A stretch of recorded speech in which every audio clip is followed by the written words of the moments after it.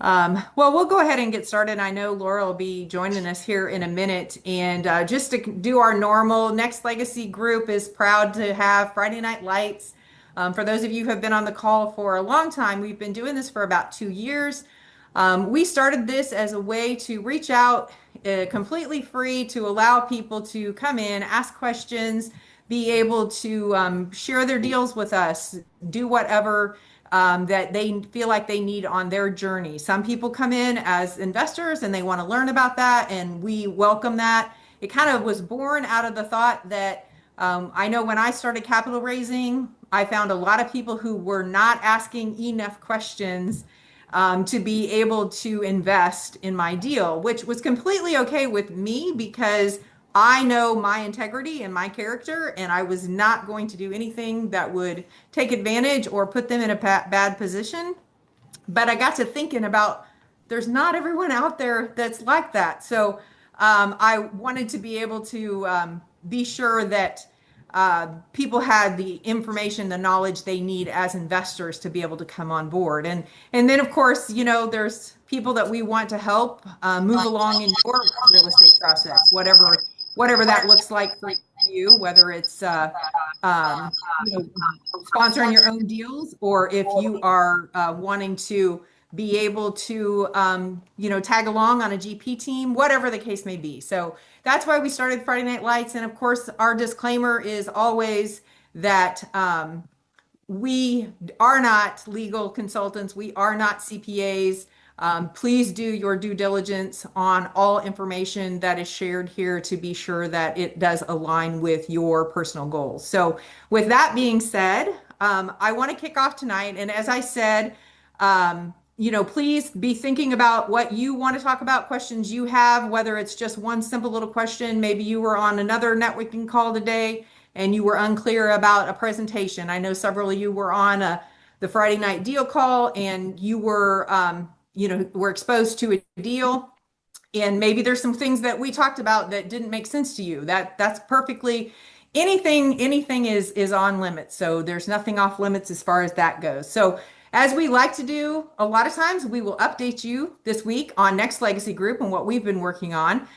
It's always exciting when you move along in the process. And for those of you who's been sharing in our journey, we have walked through the Haven in St. Louis. We're proud to have several of our investors with us here on the call, and proud to announce that we finally set a closing date, which is on Tuesday, this coming Tuesday. I know, yay!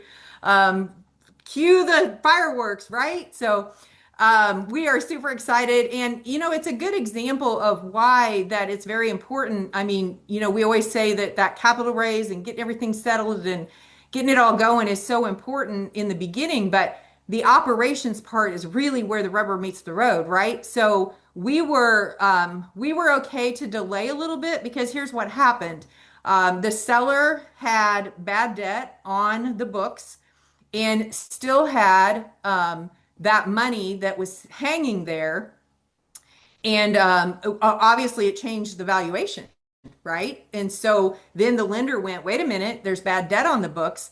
And so we held his feet to the fire and said, hey, we are not moving ahead with this sale until you get that bad debt cleaned up. And so he finally did. We gave a whole extra month for him to get that reconciled.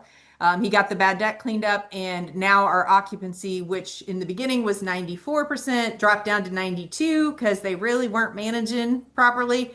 And now we're up to 98, 99% occupancy. So yes, thank you, Shelley. I mean, in great shape of where we need to be. Yes, on fire, Brandon. I love it. So we are excited to have that, moving forward and moving into the next stage with that deal.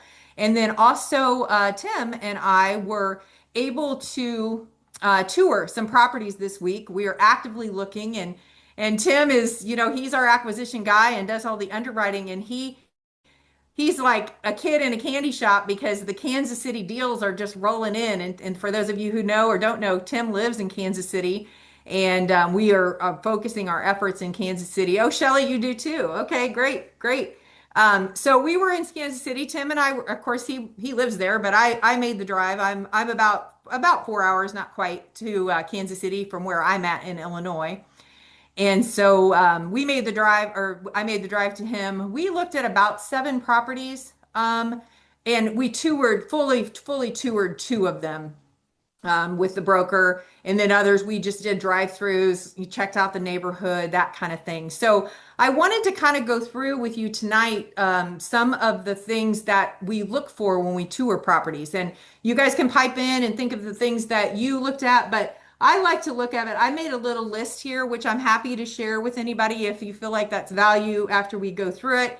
And when I go to a property, like I love architecture. I love interior design. So many times when I'm looking at a property, at least when I started, I'd be like, ooh, that couch is nice, or oh, that wallpaper is gotta go. It's terrible, right?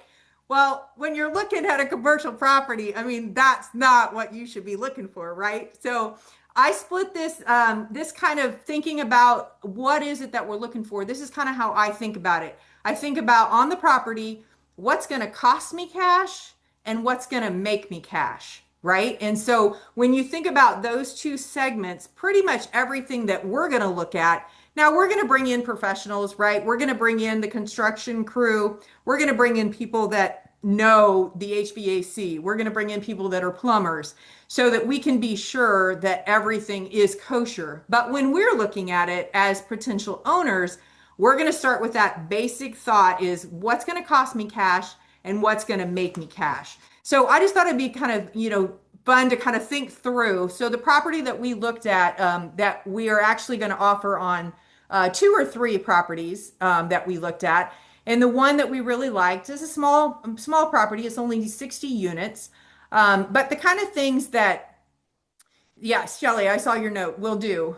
The kind of things that we wanted to look for, like when I'm looking at the property, the first thing is the drive up, right? You want to see what's the curb appeal like? Are there things that you could add or take away? A lot of times Grant Cardone, he says, trim some trees, take out some bushes, and that gives the appearance that you've, done work, which of course you have.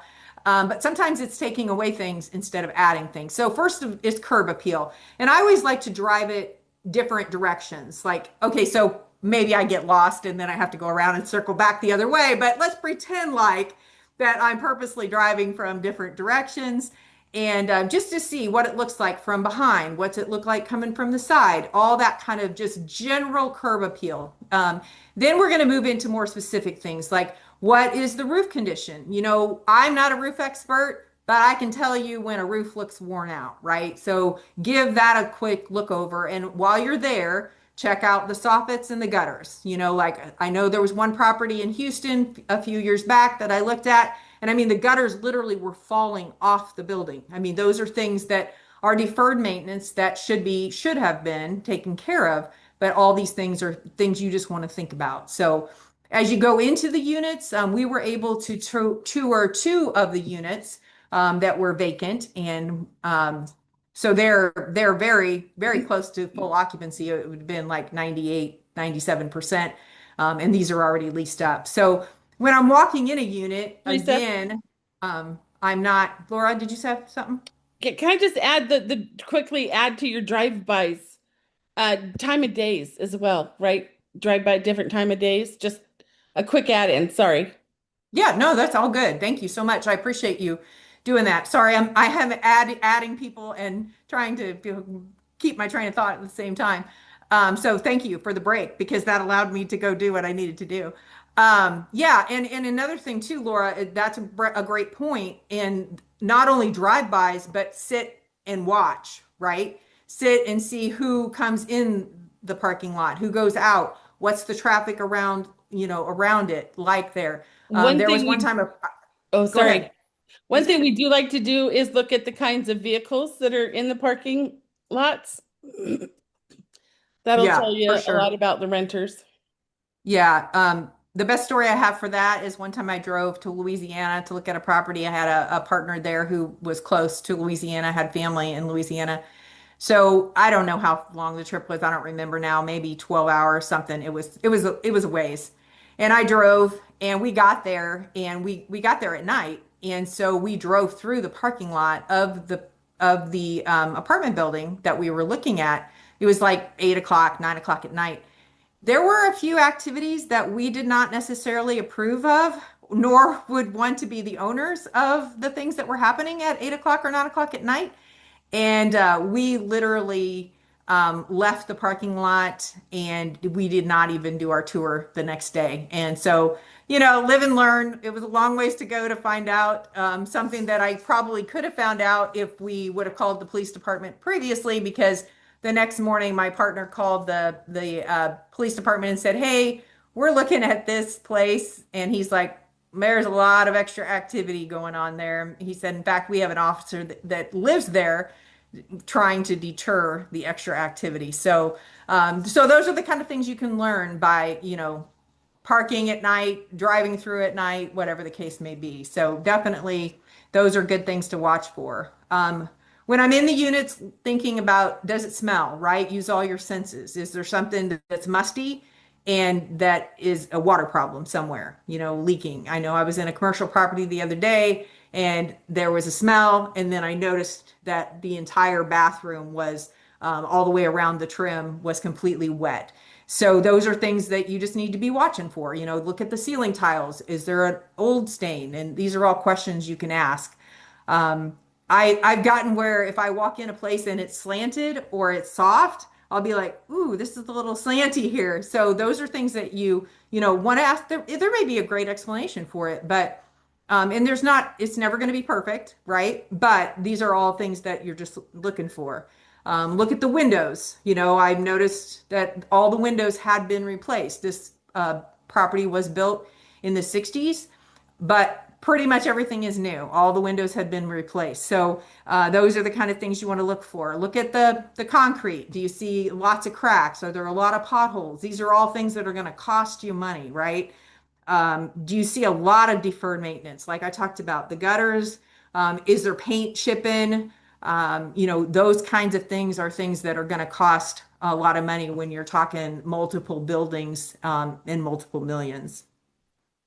Look at the metering system. Is there one meter that controls the entire property or the entire building, or are they individually spread out, right? And those are all things that are important. And these are visual things that you can, listen if there's questions, visual, use your hearing, use your smell to just gather this information for you. And then aging mechanicals, like HVAC units. Is there any plumbing that is aged out, especially when you're looking at an older property? What's in the walls kind of thing. These particular properties had basements in them. And so there was a lot of opportunity there, which takes us to the other side of it, which is what is there that's going to make me money. And so, obviously we're looking at somebody who's got their rents, they're not pushing their rents, which that's exactly what this property said. The broker said to us is, this owner really hasn't, they've held that 96, 97% occupancy. They really haven't pushed their rents. And I always like to think when we get to a 95, there's probably room to push rents. We probably need to push those rents higher. This property with it only being 60 units, and we walked into the one that was, and they're all almost exactly the same. There's just not much variation, but I walked into the one unit and it had old cabinets. I mean, these cabinets were probably from the 60s. My guess is that they were original to the property being built. They had in those if you can imagine an oven rack, right? That's the kind of racks that were in the cabinets. Metal racks. And I'm like, okay, yeah, these all need to be replaced. But that is happy for me. Yes, it's going to cost me money, but that is where we can turn and get an increase in rent as well. And if you guys have questions, feel free to throw them in the chat. Laura's monitoring the chat. And if you want to just raise your hand and interrupt me, that's okay too, because I get tired of hearing myself. I can imagine what you guys think. So, unused space. So we saw basements that were available. There was some storage units in basements, and we definitely feel like there was opportunity there for us to make money. This particular property did have laundry in each unit. So there wouldn't be any additional opportunity for, a laundry on site, but that might be something that for a property that you're looking at, you might pay attention to. Parking or garages. There are two garages on the property. Now, Laura questioned us and said, is that four garages, like two buildings? No, it's literally two garages. There is one building with two doors, and that's it. What we thought is that we may be able to add some carports because they were paying additional for the parking garage, and we could maybe bring in some additional revenue with the carport kind of thing. So we did notice that all of the electrical in this particular property had recently been replaced, and we went back and looked, and it was actually in 2025, everything had been rewired and remetered. So that was definitely a good thing to see. Month to month tenants, this might be something that you would think about. There's a lot of dynamic pricing in today's world. In other words, you don't just set a price and say that's it. You can do a 1 month lease, a 3 month lease, a 6 month lease, whatever. And then the shorter the lease, the more they pay, right? So that's an opportunity for you to bring more money to the deal. Curb appeal. There's definitely some things. This had been painted. It's a solid brick building, and they had painted there were siding boards in between, and they had painted those. They were all hardy board, so I was happy to see that because of the durability of hardy board. And the curb appeal on that was actually quite appealing. There was definitely some landscaping things we could trim back and make better in order to make that a win. Neighborhoods, of course, important. And this one had a daycare right across the street. They were out playing in the pool. You could hear them cheering and laughing. And, that's a great environment to be in, that it's safe. And I did the ultimate test. I accidentally left my car unlocked all day. I went with Tim in his truck, and my car was unlocked with my stuff in it on the seat, whatever. When I came back, it was still unlocked, but fortunately, everything was in my car. So definitely a safe neighborhood. I wouldn't recommend that you test the neighborhoods that way, but that's how I chose to do it that day. And the other thing that you can tell quite a bit when you talk to the manager. A lot of times the manager does go on your property tours, and you're welcome to ask him or her questions, and you can kind of see how they answer questions to get a good feel for, are they running a good property or not. And sometimes it's the things they don't say that may help guide you that direction. So that kind of walks you through our property tour in a thought of what's costing us money and what's making us money. What questions do you all have? In maybe there's some experiences you've had walking properties that you want to share, or questions that you have about properties or property management that we could talk about. Rachel had a comment about how she walks through properties. If she'd like to Yeah, Rachel, turn on her let's mic. hear it. Okay. Yeah, whenever I walk properties, and look at units or anything else, I kind of look at it like if I was buying a house or if I'm going to live there.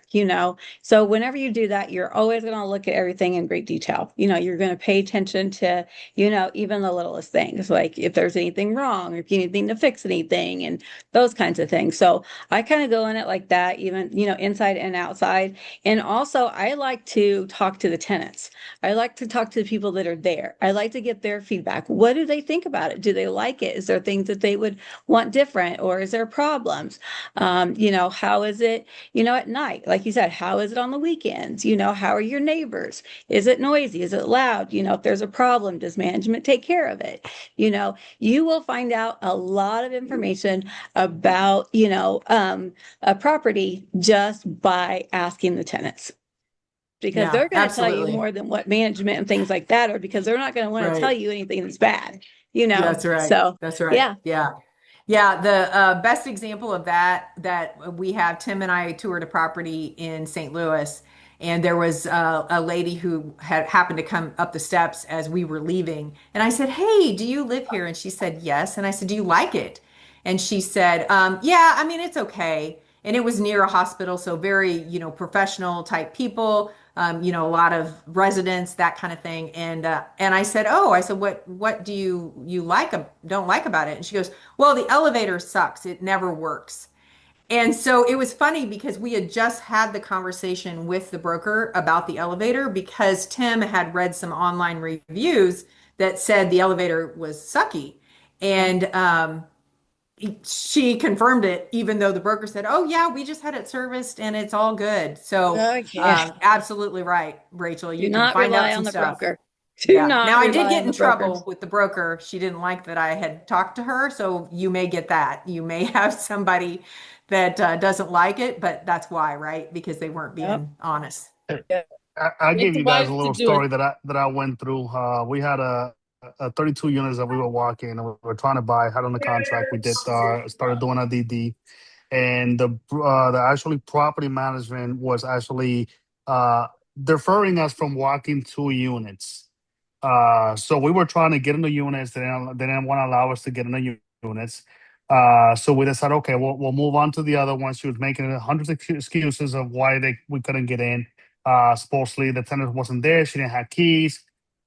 So we decided to come back the next day, or actually at night, and go in the back of the property. And we noticed that the one of the units was completely burned down.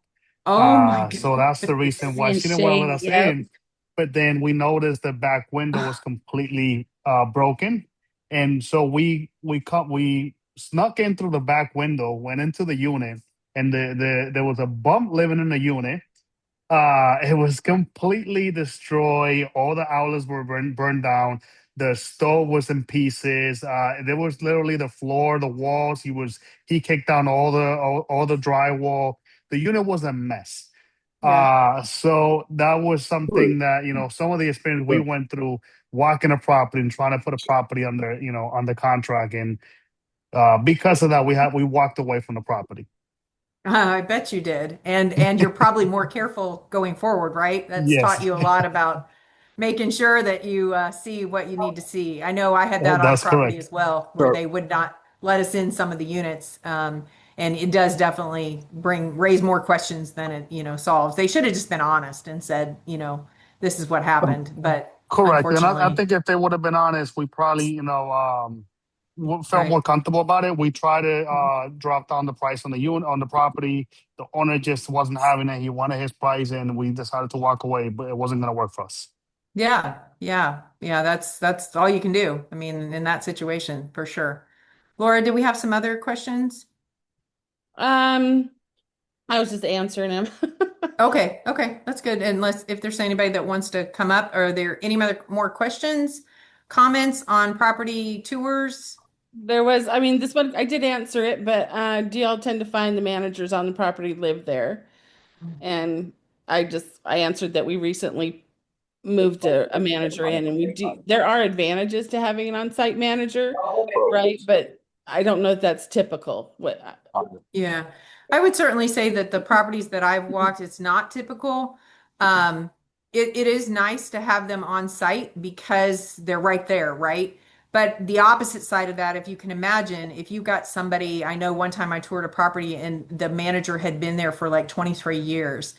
And you can imagine, I mean, she has friends there, right? I mean, these people that she lives with are her friends. Well, you can imagine where the rent was because she couldn't be objective, right? She didn't want to raise the rent on the people she liked. And so that's kind of the negative of, having somebody live right there on your property.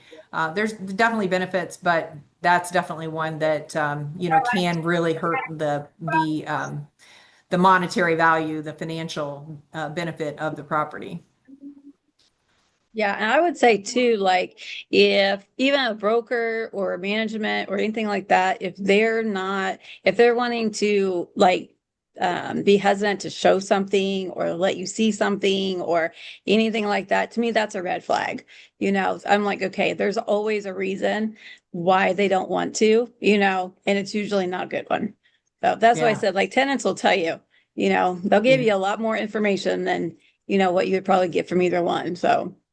Right. As Absolutely. operators, you've always got to be managing your managers, right? Yes. Yeah, for sure. And that's why it's important to have, boots on the ground. You've got to have somebody close that can pop in. I managed restaurants, owned restaurants for quite a while, and those surprise visits. Oh, I'm sorry, didn't I tell you I was coming? I thought I did. That type of thing, because the mouse will play when the cat's away, right? Or something like that. I Yeah. don't know. I might not have Yep. that right, but Very true. so. What else do we have tonight on property management? And then we'll move on to another topic. Brandon, did I mess up and not answer you thoroughly enough? Brandon Lovelace. I don't recall that being an issue. I assume you Okay. That mean in sounded chat. like a court-appointed answer question right there, Just Brandon. as I I don't don't recall that understand being an most issue, of sir. it's just as I don't understand most of that, but thanks for letting me know. So you said you were late and we were just it's an open forum tonight and Teresa was just covering information that we've been doing as Next Legacy Group. Where's Next Legacy Group based out of? We have our partners are in mostly in the Midwest, but Laura is transient, or not in a bad way. She's not like a gypsy or something. But Laura, tell them about your living situation. I like to tell people I live everywhere and nowhere. We're originally from Alaska. My husband and I raised our 5 kids up there. We both were born and raised there. And when COVID hit, we hit the road, and we've been in our RV traveling and going to all the places we haven't explored yet, and looking at markets that we want to invest in.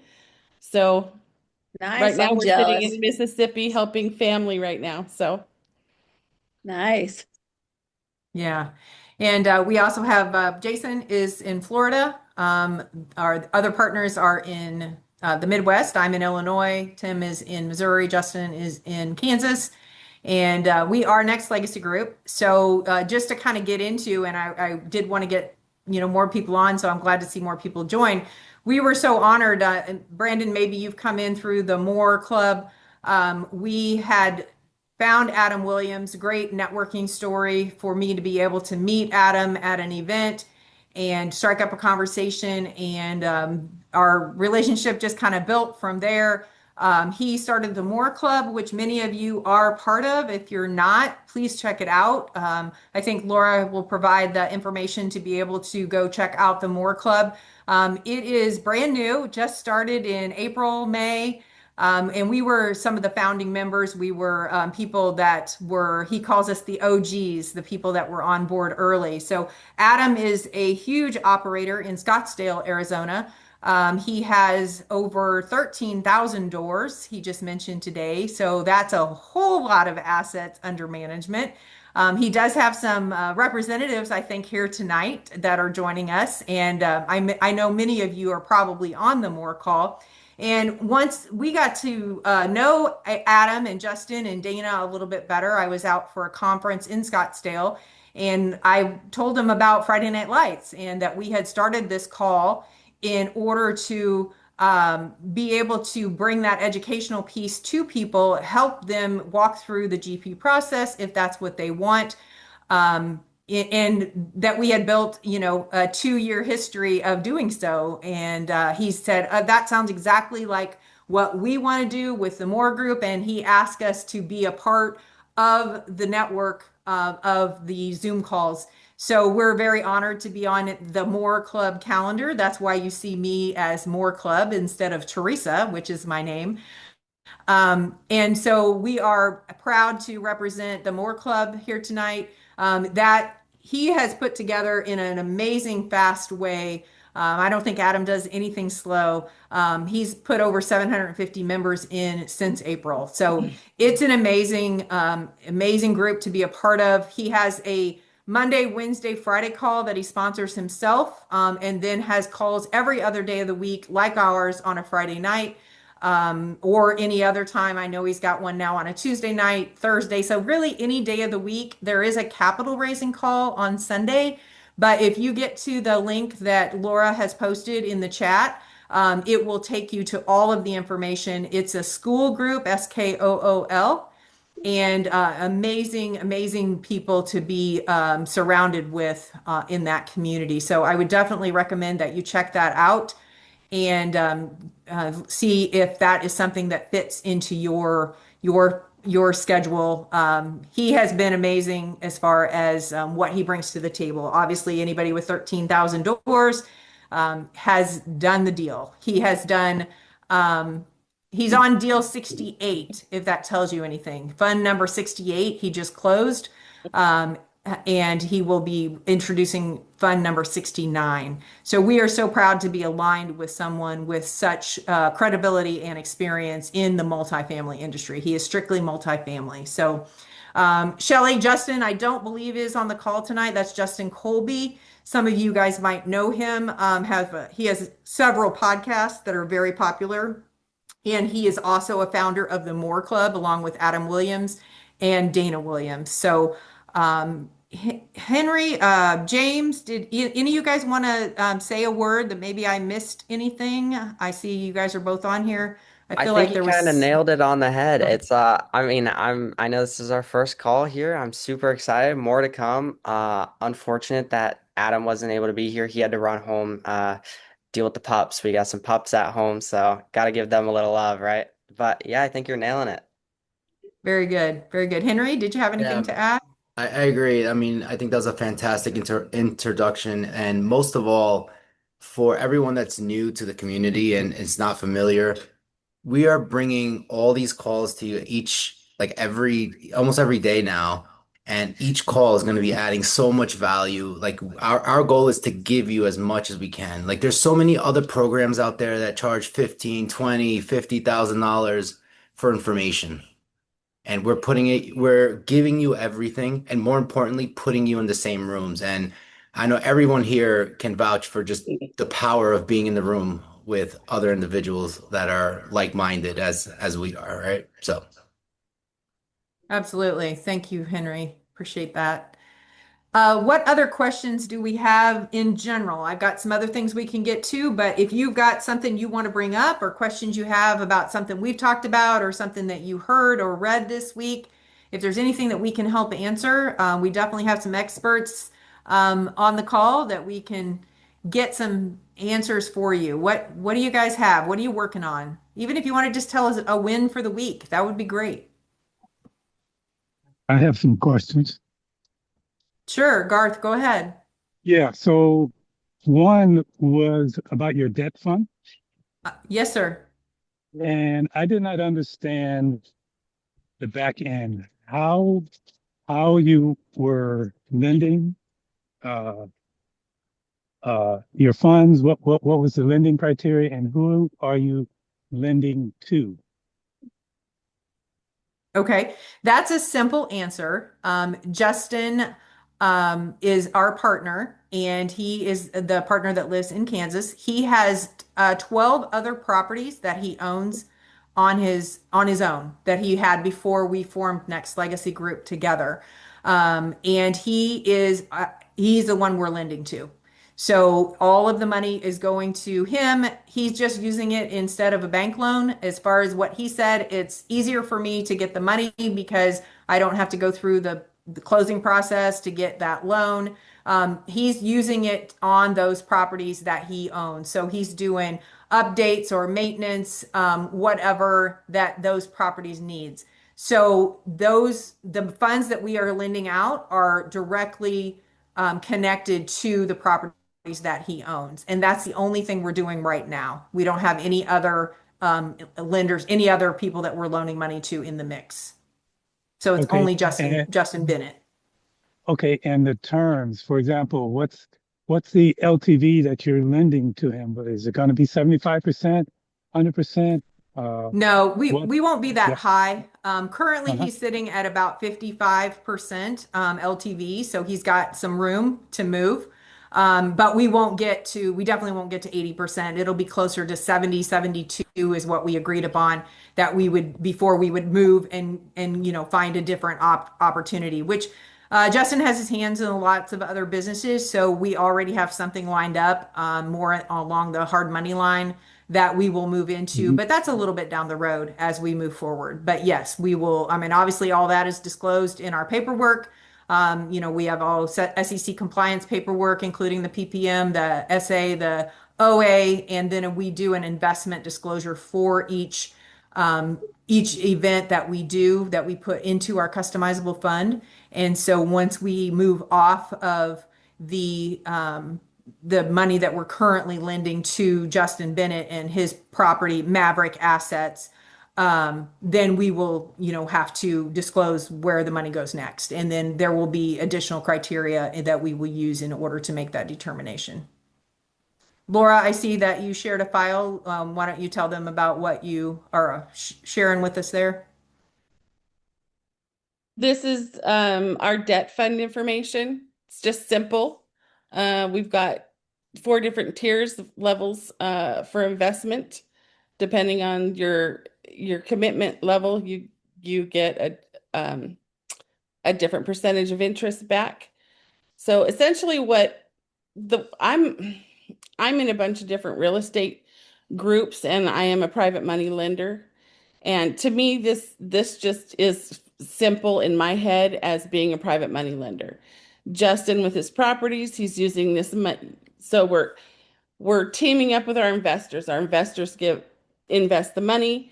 Justin is using this money for CapEx on his properties instead of getting a loan at the bank.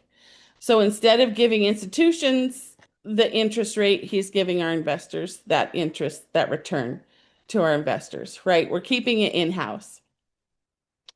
So it's a win-win for our investors, win for us, win for Justin.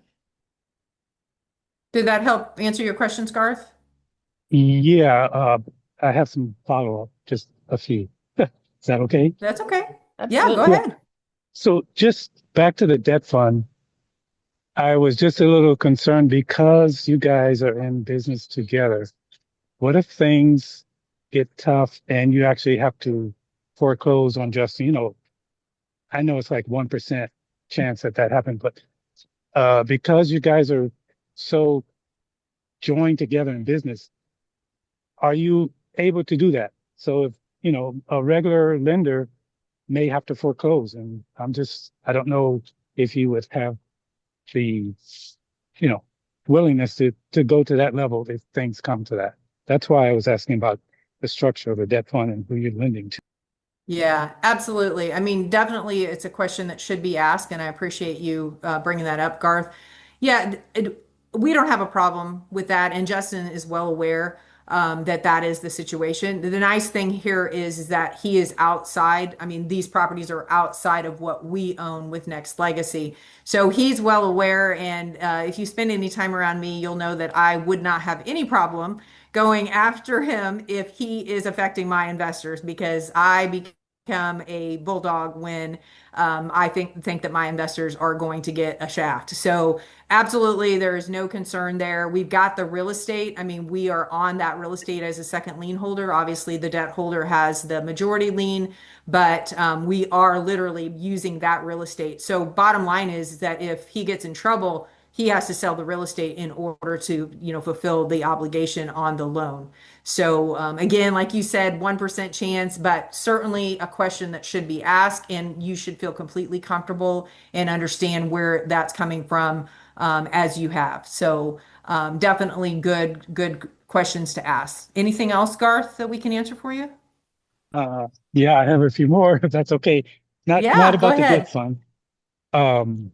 So I'm just curious. I've been looking into this triple net deal, and I'm just wondering if anyone on your team has experience with triple net uh, deals, and you know, maybe going over something that I'm looking at. Yeah. So I'm not sure that anyone on our team has purchased triple net deals.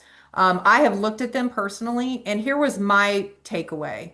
When I was used to looking at underwriting multifamily deals, and then I looked at some triple net leases, and specifically what I was looking at was like Dollar General, right? That type of environment where basically, it's everything is taken care of. All I have to do is worry about the building and the parking lot, basically, is what it comes down to. My biggest concern with the triple net lease is it depends on what you need, Garth. It depends on what you need out of that investment. For a multifamily, the fact that I could get cash flow and get appreciation in the end, that big picture, then that to me made all the sense in the world. But when you're looking at a triple net lease, if all you need is cash flow, then I think that that might be a great option for you. But keep in mind, like in today's world, it used to be that those retailers were solid, those CVS's, the Walgreens, the Dollar Generals. Right now, the Dollar Generals are exploding and all those dollar stores are doing great. But those leases are 10, 20 years. And I mean, in essence, a lot of these Dollar Generals, I live in a rural area. So I was looking at ones that were close to me, that were in small rural towns, which of course we all know that's where the Dollar Generals sit, right? They sit on each edge of the 350 person town. What do you have when that triple net lease is over and Dollar General no longer you've got an empty warehouse building? I mean, you can maybe create some storage from it. And that was my issue with it is the cash flow was great, the low maintenance, me not having to worry about a whole bunch of stuff, but in the end, I didn't get anything at the end. There was no bump, right? I didn't get that appreciation that you get with multifamily. So that was my analysis when I did underwriting. But please, is there anyone else who has triple net lease or has looked at triple net lease and can offer some additional insight? So Henry? I can speak to that. So Perfect. I was with Marcus and Millichap, and like granted, I was on the multifamily side, but we did a lot of triple net lease sales because essentially everybody would call it mailbox money. And you're right. If you do get the big shopping center with, the huge anchor tenant that it doesn't matter, if the other spaces are vacant because the anchor tenant's going to take care of everything, then yeah, they could sign a 10 plus 10 and you know that they're not going anywhere. But looking at the credibility, like if you're doing a single retailer, you have to take into account the amount of lease term that's remaining, right? Because, if they don't renew, that's the biggest risk. And you're going to pay top dollar for the longest term. As you're getting close to the end of the term of the lease, of the pre-negotiated lease, right? You have no say in the rent bumps. As you're getting closer to the expiration, yeah, you might get a good deal, good return for, 2, 3 years. But then what? If they don't renew, you're gonna have a hole for, a year, 2 years, 3 years. And for some people, that's fine if you have a bunch in your portfolio and that's okay. But if your strategy is strictly cash flow and you can't guarantee your cash flow past year 7, then that's a problem. So that's why for me it's always been multifamily and because we could get the appreciation, we can get, there's different things that we can do as owner operators to increase the value of the property and increase the cash flow, right? There's certain projections that we have that we can take that into account. So even from just investing from a cash flow perspective, on a multifamily basis, there are certain things you can account for going into it, knowing that, maybe you're not going to get the huge rent increases, but if you're realistic with the underwriting, you partner with a good group, then I mean, like I've done a lot of 1031s back into multifamily from from triple net situations post pandemic. So Uh, that's what I have on that. I hope that was that, helpful. yeah, and maybe we can get together on this one. It's actually a medical office, class A, with United Healthcare. So they look pretty solid. So um, maybe we can go over some numbers on it, if that's okay. And by the way, with the Moore Club, I guess I signed up. I didn't know I did, and I actually got a call from you guys 2 days ago. I don't remember who called me, but they introduced themselves to to the club and asked me questions, if I had any questions about joining the club. And I had no idea there was a connection between Legacy and more. That's kind of funny. And it's, Yeah. James, did you call Garth? I know you're making a lot of those calls. Yeah, I believe I did reach out. We had a good conversation. I don't remember if I was able to get you the link to our Friday our Deal Flow Friday call, but I know we have a follow-up coming up. I'm not sure if you remember that. I got it on Yeah, my yeah, calendar. yeah, okay. Uh, Awesome. Perfect. Garth, did we get your questions answered then? Any further questions? no, perfect. Thank you. Okay, great. Thank you, Garth. Always good to see you. Jordan, you had your hand up earlier. Did you get your question answered, or did you still have a question or comment? Well, I have a question about there's seems to be a gap between sponsor expectations and broker expectations slash seller expectations.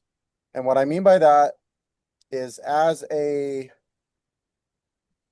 still seeking my first deal in multifamily, there's about a 10% reduction chopped off in the very beginning with the sponsor, no matter what. I've noticed this with multiple sponsors that like to lowball the guidance offers, right? And even when the numbers make sense, at a higher number. And I don't know how to reconcile that because, for example, we were looking at a 108 unit deal in Houston, great location, all the numbers make sense, everything makes sense in the business plan. The broker already has multiple offers in the 9.5 range. And the sponsor said, I would not offer more than 8.5. And you get laughed off the phone when you bring that back to a broker, even if you can explain where the numbers come from and all that. And so the question I have is just kind of how to bridge that gap.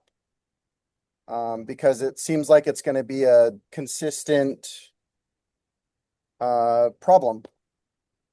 Yeah. Henry, since you have experience in broker, do you want to take that question? Do you mind? Sure. And I have experience on both sides of the table, so I've been the broker getting lowballed, and I've been the person lowballing the brokers plenty of times. So answer that question, there's two real approaches you can take to that. One could be an analytical approach, and then the other can be just more a conversational approach. And that's why building rapport with them is going to be the most important part. And that's what I always tell everyone when they're starting out, when they're building relationships with brokers. Brokers already have a list of people that they've done business with. That's going to be the first people that they're going to show their deal to, the first person that they're going to answer questions with, right? So if you don't have a pre-existing relationship with them, and very common, everybody has to start somewhere.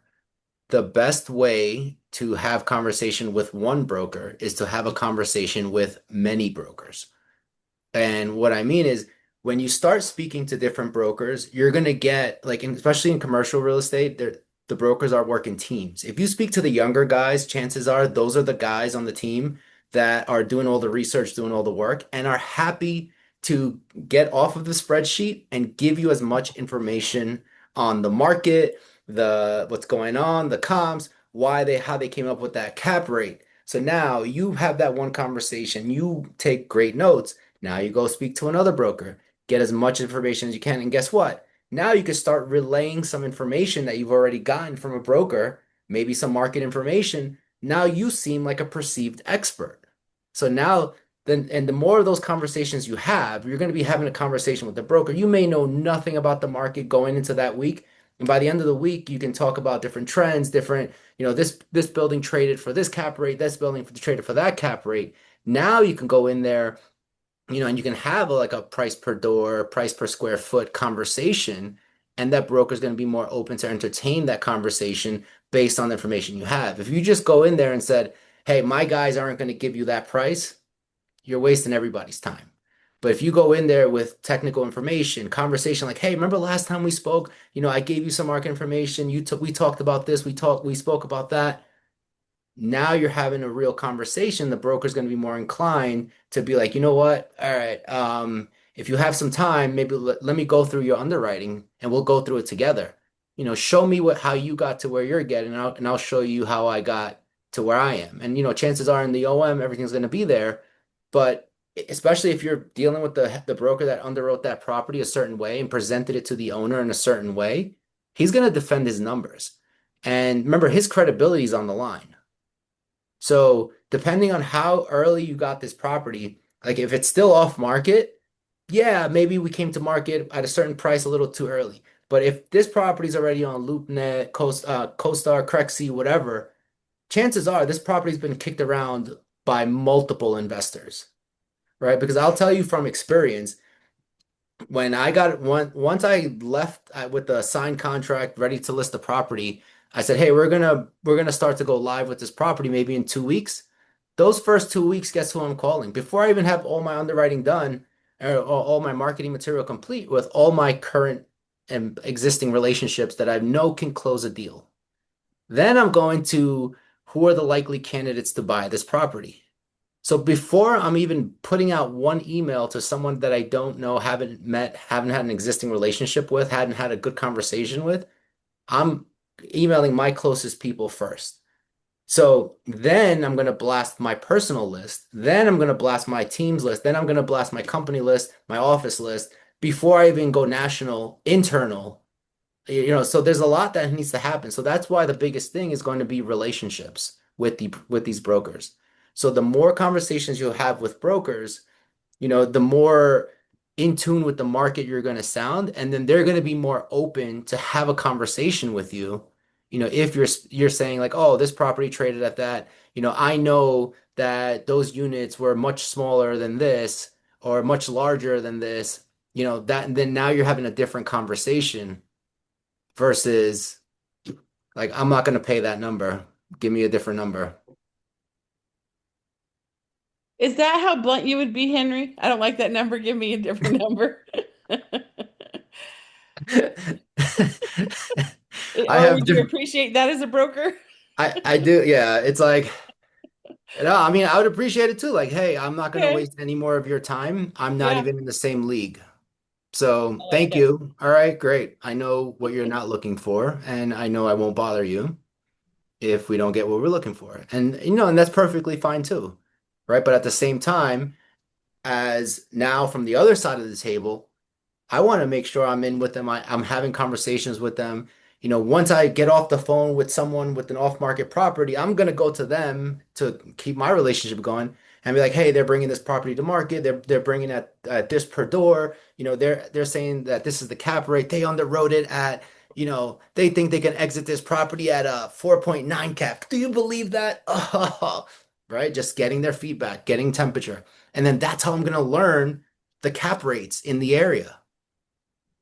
I'm gonna learn by just testing, having conversationally, talking to as many brokers, seeing what traded already, at what price, price per square foot on some properties, price per door on some, right? Are we comparing apples to apples? So there's going to be certain conversations that we can have based on just knowing the market. And that's why it all comes back to when you get the OM from the broker, read everything.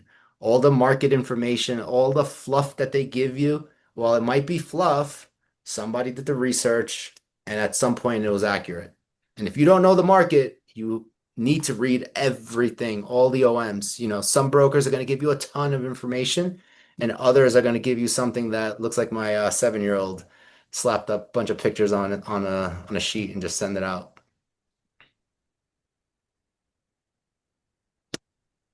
My question was more geared toward when there's already multiple offers that you know are higher Mhm.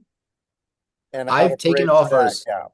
Yeah, I've taken offers below the price from knowing what, again, going back to relationships. Hey, when I have to present all the offers to the owner, if I know you and we've been talking for a while and I know that, your group can close, I know who's going to be signing off on your deals, I'm going to go to my owner like, "Hey, we got some higher offers, but I know these guys can close." Right? I don't want to go down the road with someone just because the offer's high, just for it not to go through and then to come back to market, 3 months later. That's not a good look for me, for the owner, for my reputation. And honestly, as a broker, you might get fired for that. So there's lots of things in place with that. So I think, again, relationships, relationships. Even if you call them to tell them there is no update, that's Jordan, you mentioned something about in the beginning, the first question about the sponsors.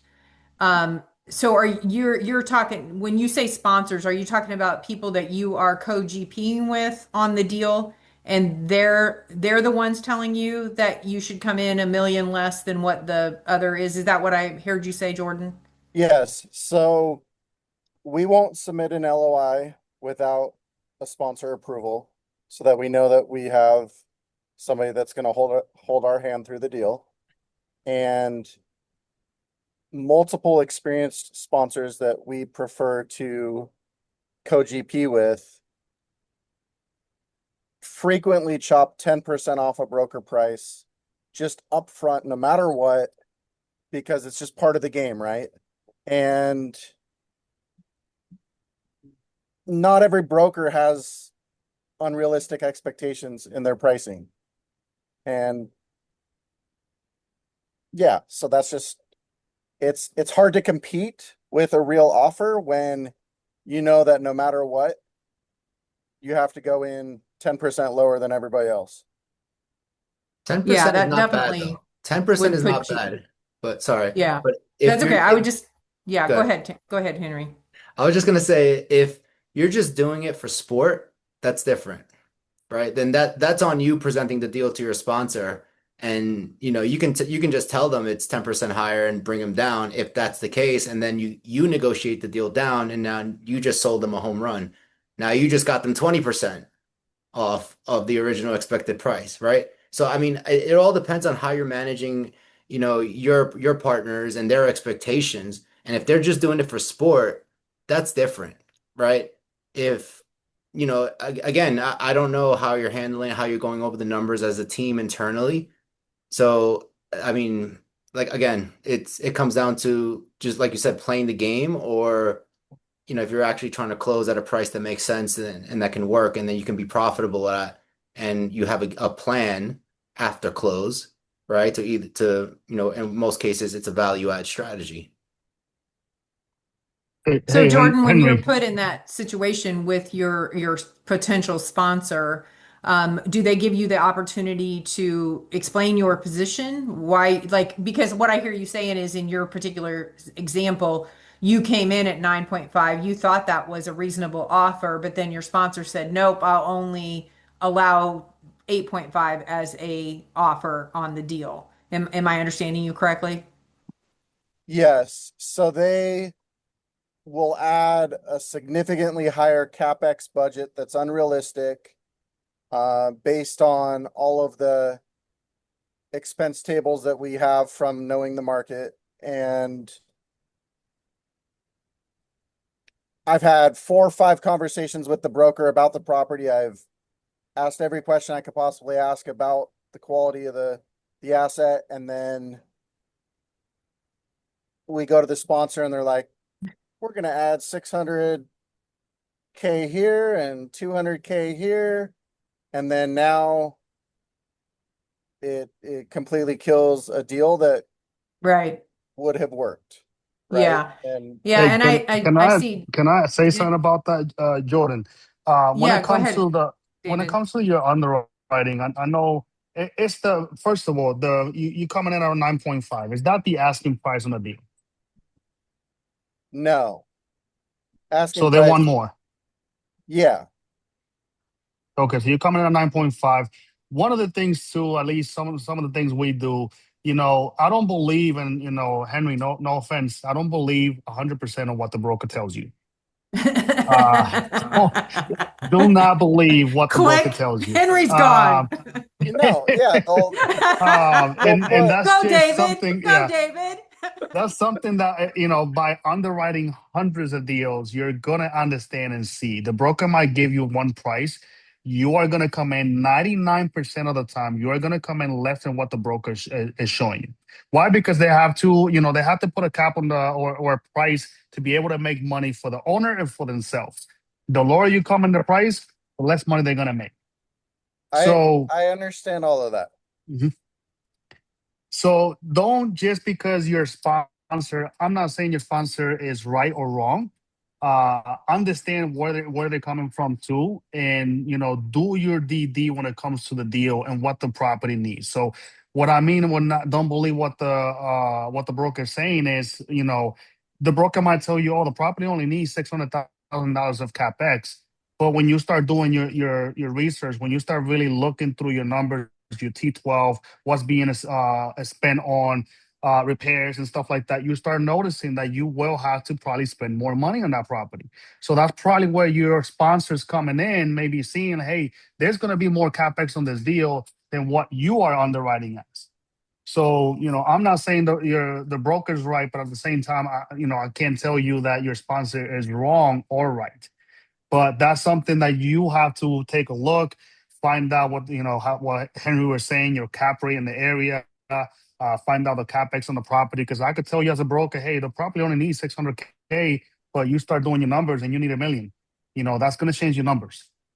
And also, everybody's we had strategy is 30 different. pages worth of documented 1.2 capex that was spent on the property, and they still wanted to add 600K more. Yeah. And I we definitely have have found, proof Jordan, of the asset quality. I think that it sounds like that you've done your due diligence. A couple of things. Denise commented, find a new sponsor, and that may not be too far off. It sounds like that, you just need to find someone who understands where you're coming from, because you certainly have done your due diligence in order to get to that number. And if the broker, it's the market, right? The market's telling you if they're coming in at 9.5. I mean, we've certainly had our deals where we come in lower than what the market says, but that's what we support. I mean, we truly support that, and we wouldn't want to go $1 million higher. So I think that, looking at what that broker, or I'm sorry, not the broker, but what your sponsor is telling you, I do think that is a variable there that you need to maybe just keep looking. But on the flip side of that, I certainly have talked to sponsors or investors who only buy at a discount. I had this one guy who had this whole formula of how he bought, and he did not buy a property if it didn't get what he called was a 40% discount. And he had a whole formula on how he calculated that based on what they did. So, I mean, it may be that you're just not aligned with your sponsor, and you may have to just keep looking for that right person to be able to, see things the way you see them. But if you believe it, you got to back it up, right? And it sounds like you are. So I think you're headed the right direction. You just need to keep finding that sponsor potential for you. Agreed. Agreed. I think that, I mean, everybody's going to have a different exit strategy, right? From a value add standpoint, right? Are you adding marble? Then yeah, like if you're going to add marble countertops to your, class C plus plus property, then that's a problem, right? Yeah, you're going to have this huge budget, but what's your return on that? Right? So just make sure that, to be completely transparent, like if you walk the property with a GC that would do that type of project and they give you a real number and you go to your sponsor and they're like, no, no, no, we need to add more, and you already have a contingency built in, then I would say then that's a you problem, not a us problem, because we already, this is our strategy, this is what we plan to do. And if you're not on board with that, then maybe for the next one, you'll be on board. I want to Uh, ask uh, one additional question of Henry, if that's okay. So from a credibility standpoint, we've built a relationship with a particular broker that has glossy OMs, is what I'll just call it. They try to make them as flashy as possible, right? The rent roll proves $41 is what's sustainable on the rent roll, right? And then in the OM they write it to 205, and you're like, no, it's not supported, right? For the numbers, they don't back it up. So how do you bridge that conversation with a broker that you have been building a relationship for a long time, but how do you call them a liar without calling them a liar? Well, you say show me where you're getting these properties from, because they're going to have a list of competing properties where they have the established rents, and you have to do your research, whether it's apartments.com and just pulling up the list of all the similar like properties, and then right, and then you could have the argument like, hey, you're comparing a property with this maybe B, right? Or like, yeah, the area is nice, but it's not a type property, and or you want B rents for a C property, it's not realistic, right? Let's look at what's competing. So when you can have that conversation, because I can tell you, I mean, as a broker, right, I'm gonna show you in my OM the rents I want you to see. Right? I I'm gonna say my team is guilty, not me. My team is guilty of leaving some that weren't in our favor, right? Whether it's a building trading or just rents in the area, competing rents in the area. So you have to go out there and see what's actually real and what's not. Because I always tell everybody when you get an OM from a broker, don't even look at the pro forma because that's just make believe la la numbers.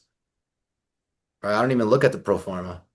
Don't even look at the pro forma. I don't even let me figure it out, and then we have the discussion later. Hope that was Great. helpful. Thank It- you, it's Henry. helpful. Thank Appreciate you, your Henry. expertise. It's awesome to have somebody that's been on both sides to be able to answer questions. Jordan, did that help? Yes, it's just difficult when you know that you're gonna buy on current value and current performance and Yeah, not expected market performance when the rent premiums on the actual property are $41. It right. doesn't really matter what the comps in the area are showing if they've only shown that they can get $41 for the rent premium. Yeah, for sure. Absolutely. So, Jordan, great questions. Thank you for being able to share those questions with us. Before we get out of here, we've got about 15 minutes left. I did want to I had a conversation with Margaret earlier today, and we were talking about going to Grant's event.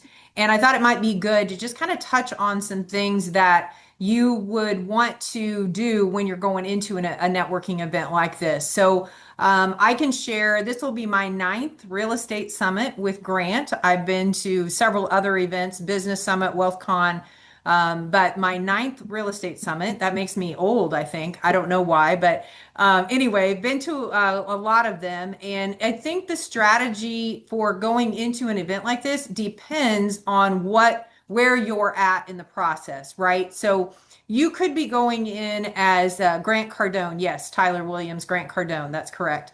Um, so you could be going in as a brand new person who knows nothing about, the real estate. Maybe you've just gotten involved and maybe you're going to the event in Miami on Monday and you literally are going to learn, right? That maybe that's one thing that you're definitely want to learn. And I've been to that many summits, but I can tell you that no summit has been the same. He always has the same basis. Like he's teaching you that napkin underwriting, he's teaching you how to value, he's teaching you about broker calls. There's definitely a lot of value in how to underwrite, how to contact brokers, all of that kind of thing. So if you're that person who's brand new and you're just trying to learn, then you need to go in with the theory that, hey, I'm going to sit, listen, and learn. I'm going to talk to people, listen and learn. So that's one strategy that you could have going in. You could be looking for investors. Maybe you're already down the road. And so then your strategy is going to be different when you're looking for investors, right? So you're going to be talking differently. Some things I would suggest that you do is to come up with a one-liner. So what do you do, right? Because you're going to hear that question as many times as you greet people during the day. So what do you do? Where are you from? So make sure you have that thing that you say. Like for me, it depends on what environment that I'm in, but generally I buy apartment buildings and I help other people do the same. So it's something that's very simple. I understand in this environment, I'll probably change it a little bit. That's more of my everyday, what do you do kind of thing. But when I get into an environment with investors or with people who already know we're in real estate, then that comment or that question may be different. So, there's definitely people who are going to be going to that event looking for a partner. Maybe you're trying to find that right team because keep in mind, these aren't just all investors. They're not just all GPs that are coming to the event. There are lenders there. There are money lenders. There's insurance guys there. There's brokers there. I mean, there's all kinds of different people there. So you very well could put a team together, not to mention your own partners. I mean, take us in Next Legacy Group. We all came together because of those events. The investors that we have on this call tonight came together because of these events. So we're very blessed to be able to be put in the opportunity to me, Grant Cardone is a master marketer. You can love him or you can hate him, but man, he knows how to put people in a room. And the fact that we get to get the benefit from him building his business is amazing that he's been able to do that. And Adam will actually be there from the Moore Group, Adam Williams, and he's speaking on stage. I don't know how many your other guys are going to be there. Henry, are you going to the event? I think James and Vince will be there. Perfect. We just moved to Arizona, so we're getting us Yeah. goal situated and we have a bunch of stuff going on. Yeah. So I know Adam was asked to speak, and so I'm excited to be there for that. So definitely partners and of course friends. Like just don't get too wrapped up in, oh my gosh, I have to find my investors. I have to just relax and really enjoy people. Just enjoy the different kinds of people, where they're from, what their families are like, what they like to do.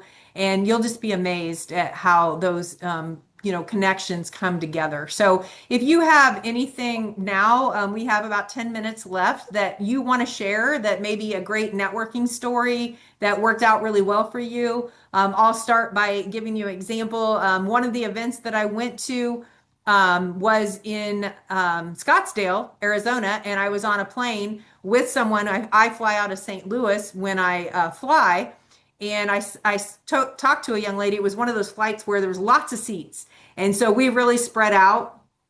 And but we were close enough to have a conversation, and we talked for 3 hours. I kept in touch with her since.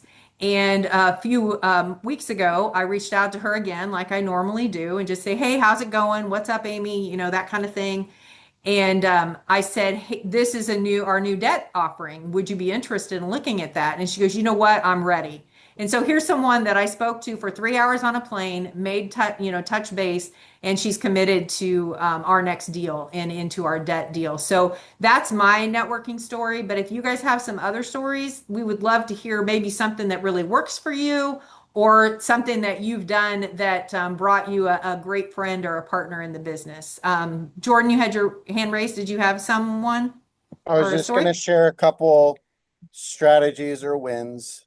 We Great. were we were we're trying to learn the Salt Lake market and the Boise market because my family lives in Salt Lake and we drive back through Boise so many times. So, I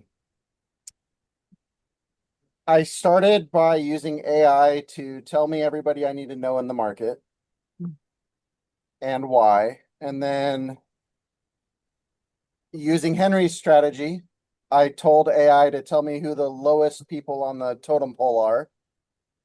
And sure enough, I reach out to the people that are at the top of the food chain. They just ghost you. And then when you talk to the people that are young and hungry, they text you back, they email you back, they set up meetings, they go out of their way to meet you wherever you want to meet. They pay for your food at wherever you're meeting. And it's incredible. But we met with 4 people in Salt Lake. And then while we were meeting with the last person, they were actually friends with the next person we were meeting in Boise. And so Sweet. we had a success story because we met with 3 different people at the same time from the same brokerage group. And then while we were getting out of that meeting, I texted the other broker I really wanted to meet up with. Hey, we're about to leave town. Any way we can fit you in? And he had a cancellation. and then we Oh, met at a sweet. coffee shop. That's And awesome. but out of those conversations came some really important underwriting calibrations for different markets, because our primary market is Houston, and it's very, very different than Salt Lake and Boise. And all three of those I markets are bet. very different. Hmm. If anyone's interested, feel free to contact me. I can share some of the insights we got from these brokers about the various markets. One Perfect. little tidbit in Boise Mhm. is that the city is forcing people to build multifamily with retail mixed use on the bottom, Mm, but the local community doesn't really want that. mm. So they're leaving it vacant on the bottom, mixed use, but they're building it just the same.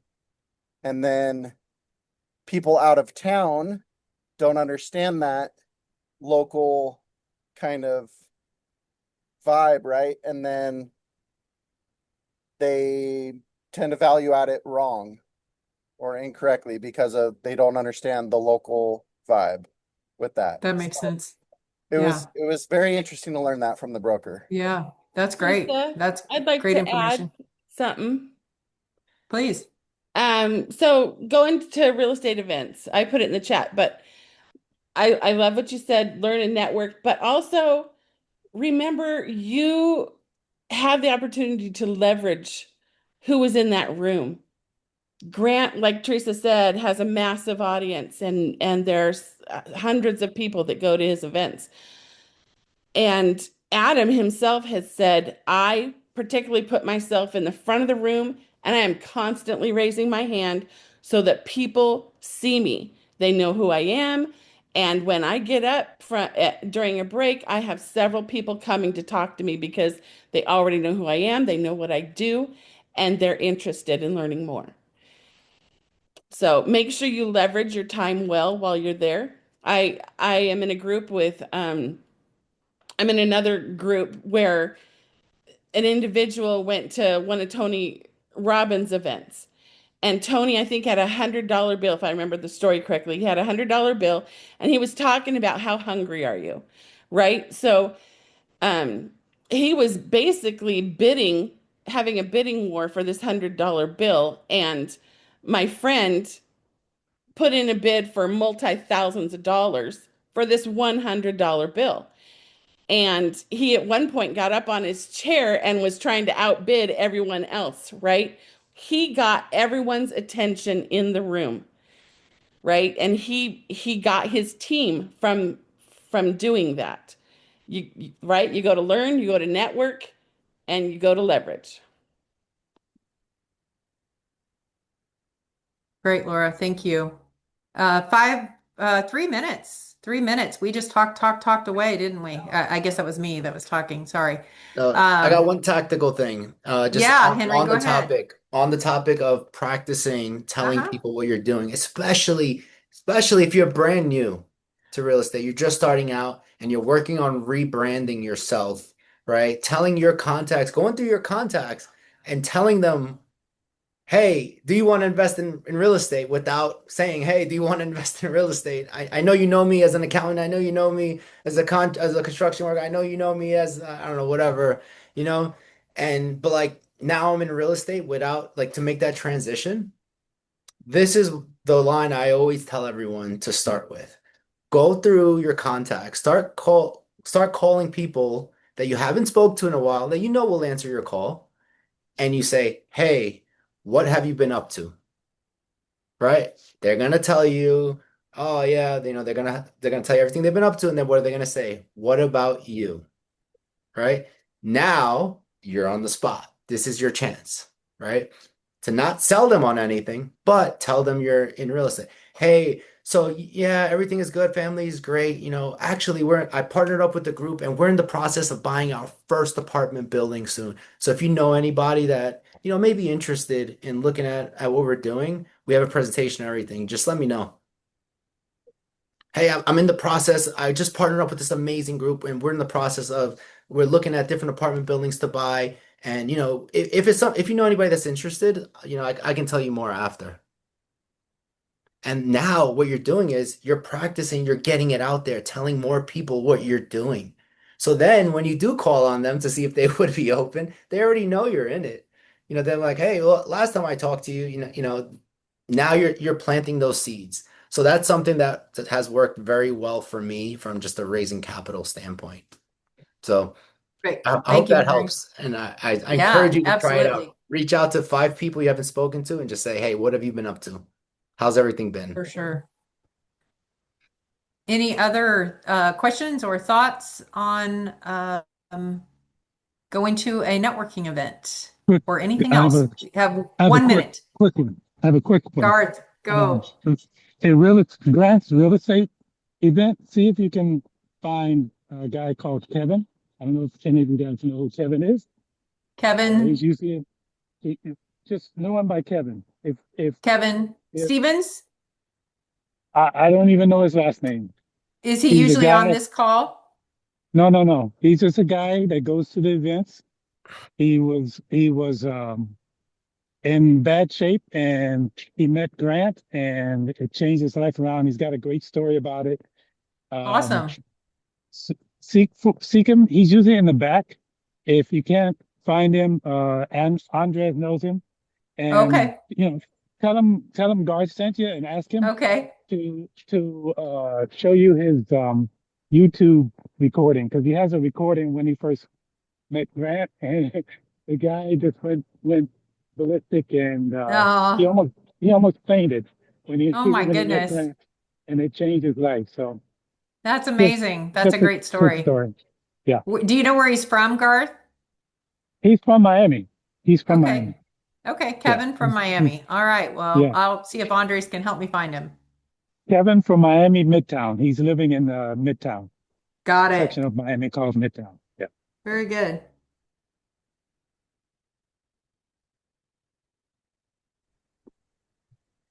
All right. Well, that is a great night. And again, we appreciate all of the more club members who have come over and joined Friday Night Lights. We are here the same time, same link that you got today, every single week. We always start at 7 p.m. Eastern. And we are so happy and blessed to have you with us. We hope that you got at least a little nugget out of tonight and felt like it was worth your time. And we will see you next week. Thank you. Good Okay, night. have fun this weekend. Have a safe trip. Thanks. Thank you, everyone. Thanks, Henry. Thanks, James.